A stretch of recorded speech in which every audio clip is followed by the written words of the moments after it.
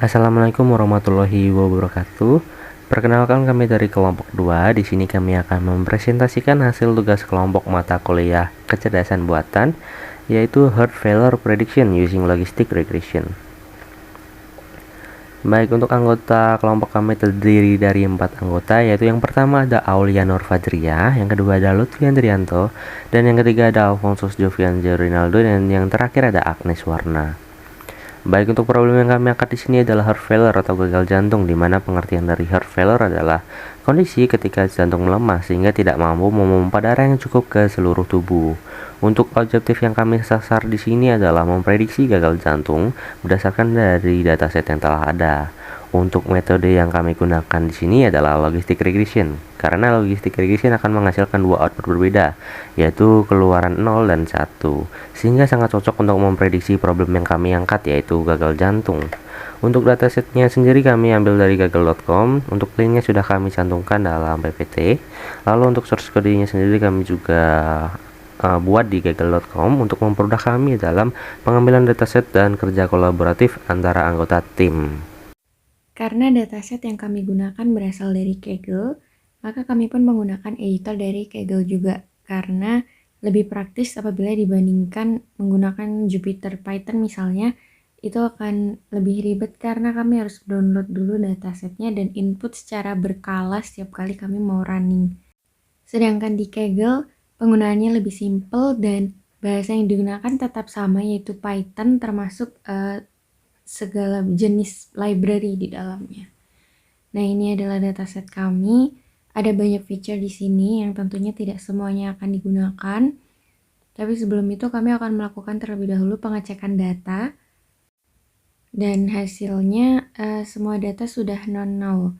Artinya data sudah bersih dan bisa dilakukan pengolahan berikutnya.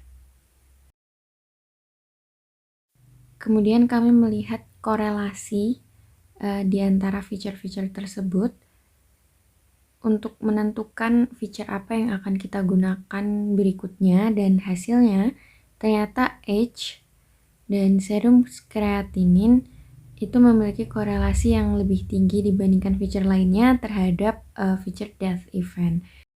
Dari heatmap berikut ini pun juga kita bisa lihat bahwa age dan serum kreatinin memiliki warna yang lebih dekat dengan death event. Oleh karena itu, kami menggunakan age dan serum kreatin sebagai dua feature yang kita gunakan. Dan dua feature tersebut bisa kita lihat hubungannya di plot berikut ini. Untuk sumbu X-nya itu age dan sumbu Y-nya itu serum kreatinin. Kemudian plotnya sendiri merupakan death event. Untuk yang biru, untuk yang tidak terjadi kematian, dan orange terjadi kematian pada gagal jantung.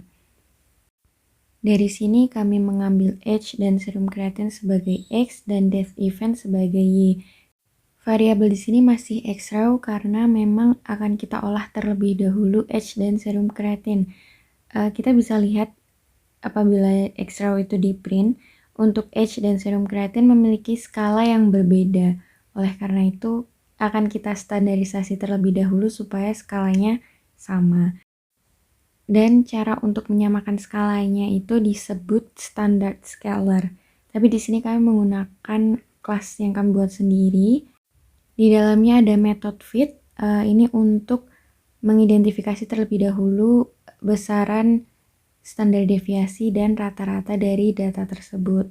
Kemudian dilakukan method transform yang isinya merupakan persamaan dari standard scalar, yaitu data dikurangin rata-rata kemudian dibagi standar deviasi. Nah, X-raw tadi kami proses menggunakan kelas tersebut sehingga didapatkan X yang baru setelah proses scalar dan didapatkanlah skala yang sama antara age dan serum kreatinin. Setelah didapatkan X yang baru dengan skala sama dan Y yang tadi, maka kita akan memulai untuk membuat logistic regression modelnya. Baik, di sini kami akan menjelaskan tentang modelnya. Kami menggunakan logistic regression. Yang pertama seperti yang biasanya kami melakukan splitting dulu. Di sini kami menggunakan ukuran tesnya itu 20%. Nah, lalu di sini ada kita menggunakan cara ini untuk membangun model. Nah, stepnya, nah ini kita ada edge dan serum creatinine itu kita linear kombinasikan dengan W1 dan W2. Nah, lalu hasil dari linear kombinasi tersebut akan dievaluasi menggunakan sigmoid. Kalau hasilnya tadi itu, kalau hasil di sini dia lebih dari setengah, maka hasilnya positif. Kalau kurang dari setengah, maka outputnya dia negatif. Nah, di sini tantangannya adalah bagaimana caranya kita eh, mencari B1 dan B2-nya dari dataset yang kita punya. Oke, lanjut saja. Di sini ada kelas logistic regression. Di sini ada iterasi di mana nanti digunakan untuk berapa banyak iterasi yang bakal digunakan untuk mencari B1 dan B2. Lalu ada alpha, ini ya gampangannya seperti intensitas untuk mengganti B1 dan B2-nya. Nah, lalu di sini ada fungsi sigmoid seperti biasa yang berbentuk S. Nah, lalu ada fungsi fit. Ya, ini fungsi untuk membangun model. Ini seperti yang saya jelaskan di sini. Intinya dia akan dalam tiap iterasi dia akan melinear kombinasikan. Nah, lalu dicari ini sigmoidnya, hasil dari sigmoidnya berapa. Nah, terus kan outputnya kan pasti belum benar ya kalau dari awal-awal ya. Nah, itu kita cari gradien dari weightnya berapa, biar nanti weightnya itu seberapa banyak akan dikurangi gitu atau ditambah. Oke, gradiennya kita udah dapat, lalu udah tinggal kita kurangkan aja W yang awal sama alpha dikali gradien dari W-nya. Oke, lalu untuk fungsi selanjutnya ini ada fungsi predict. Untuk cara kerjanya itu kira-kira sama. Yang pertama kita bakal melinear kombinasikan ini edge sama serum creatinine. Lalu kita dapatkan output dari sigmoidnya. Nah, itu output dari sigmoid kan antara 0 sampai 1 ya. Nah, terus kalau probability-nya tadi itu lebih dari setengah, thresholdnya kita atur dari sini. Kalau probability-nya lebih dari setengah, maka outputnya hasilnya akan 1 atau true. Kalau kurang dari setengah akan false. Oke, di sini kami inisiasikan modelnya dengan 1000 perulangan dan alfanya 0,1. Lalu kita model fit, kita buat modelnya. Nah, di sini kita mendapatkan W-nya itu sekitar 3,3 untuk W1 dan W2-nya. Oke, lalu di sini kita mencari akurasinya berapa. Ya, caranya kita tinggal mendapatkan value dari prediknya. Oh iya, ini pakai yang tes ya, jelas pakai yang tes data untuk memprediksinya, untuk menghitung akurasi. Jadi kita membandingkan hasil dari predik sama hasil dari yang aslinya. Nah, terus jumlah yang akurasinya itu jumlah yang cocok per semua angkanya gitu. Nah, itu kita dapat akurasi sekitar 68,3%.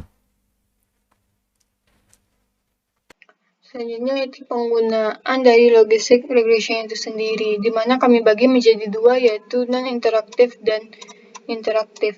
Nah, untuk non-interaktif ini cocok untuk data yang banyak, seperti contohnya kami misalkan data dengan seseorang berusia 23, serum kreatin 1, berusia 32, serum kreatin 8, berusia 53, serum kreatin 3, dan berusia 12 dengan serum kreatin 3.